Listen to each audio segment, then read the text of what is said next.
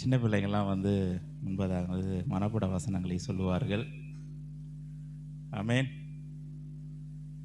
முன்பதாக அவங்களுக்கு அறிவிக்கப்படவில்லை. ஆனாலும் இங்கே வந்து கேட்ட பொழுது வசனங்கள்லாம் சொல்கிறீங்கன்னா எல்லாரும் ஒத்துக்கிட்டாங்க சின்ன பிள்ளை.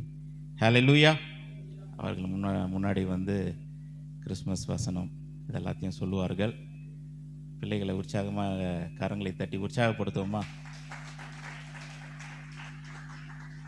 நீங்கள் வாயை தரங்க, உங்களுக்கு வாயில் வசனங்கள் வரும். ஆமென். கர்த்தர் நல்லவர். முதல்ல யார் கூப்பிடுவோம்? ஜோயனாவை முன்னாடி கூப்பிடுவோம், வாங்க. அந்நாட்களிலே மேய்ப்பர்கள் வயல்வெளியில் ராத்திரியிலே தங்கி தங்கள் மந்தையை காத்து கொண்டிருந்தார்கள். அவ்வேளையில் தேவதூதன் அவர்களிடத்தில் வந்து நின்றார். அவர் தேவனுடைய மகிமை அவர்களில் பிரகாசித்தது. அவர்கள் மிகவும் பயந்தார்கள்.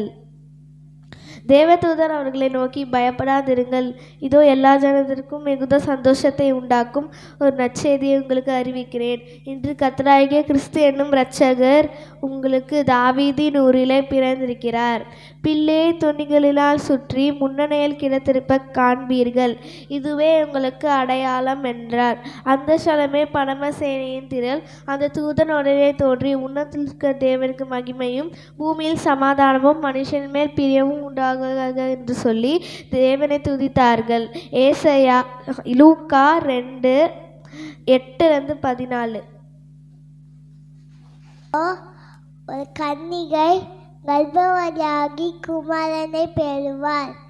அவளுக்கு இம்மானுவேல் பெயரிடுவாயாக. ஏசாயா 7:14.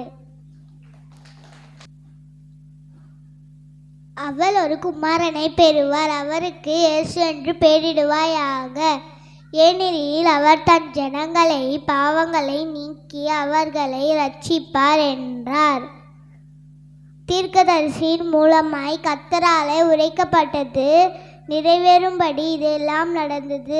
அவன், இதோ ஒரு கன்னிகை கர்ப்பவதியாகி ஒரு குமாரனை பெறுவார். அவருக்கு இம்மானுவேல் என்று பெயரிடுவார்கள். இம்மானுவேல் என்பதற்கு தேவன் நம்மோடு இருக்கிறார் என்ற அர்த்தமா? மத்தேயு 1:21-23 வரை. ஆமென். நமக்கு ஒரு பாலகன் பிறந்தார், நமக்கு ஒரு குமாரன் கொடுக்கப்பட்டார். கர்த்தத்துவம் அவர் தோளிலுமே இருக்கும். அவர் நாமம் ஆதித்தமானவர், ஞானசன கர்த்தர், நித்திய பிதா, வல்லமை தேவன் என்னப்படும். லூக்கா 9:6.